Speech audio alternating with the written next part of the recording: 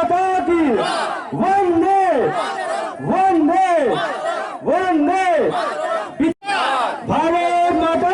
ফ্যামিলির 160-62 জন জয়েন করেছে।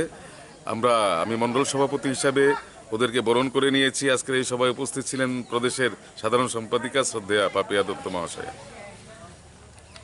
আনন্দিত আপ্লুত যে অনেকেই আজকে ভারতীয় জনতা পার্টির ভাবধারা বিচারধারায় অনুপ্রাণিত হয়ে আমাদের মুখ্যমন্ত্রীর যে কাজ 3.5 বছরের যে কাজ, সে কাজ দেখে তার দ্বারা অনুপ্রাণিত হয়ে আপনারা আজ কিছুক্ষণ পর এই সভায় আপনারা ভারতীয় জনতা পার্টিতে আপনারা সামিল হবেন, পতাকা তলে সামিল হবেন।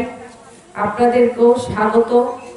আগামী দিনে আমরা সকলে যারা যোগদান করবেন, আমরা সবাই একসঙ্গে হাতে হাত মিলিয়ে কাঁধে কাঁধ মিলিয়ে আমরা ভারতীয় জনতা পার্টিকে আরো অনেক বেশি শক্তিশালী করে গড়ে তুলব।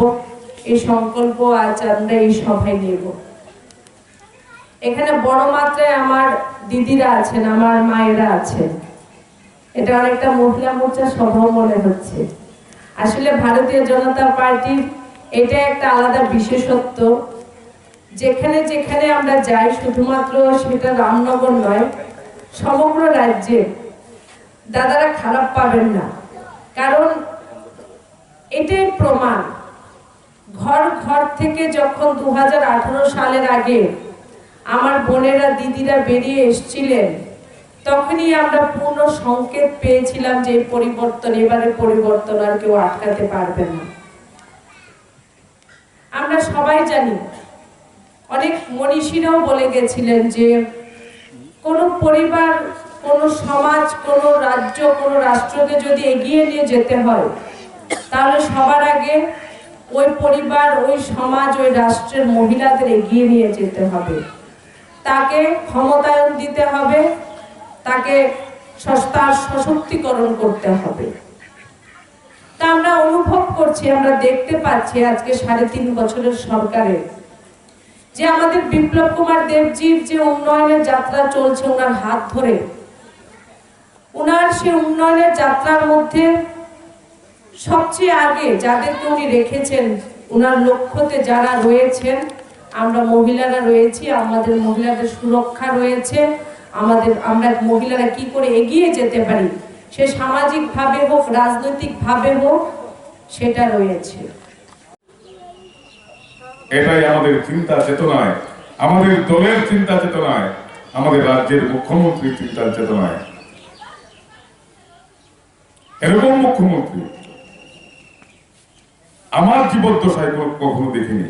ডাইনামিক, একটা প্রগ্রেসিভ মুখ্যমন্ত্রী, একটা পজিটিভ মুখ্যমন্ত্রী, যার কাছে নেগেটিভ বলে কোনো শব্দ নেই।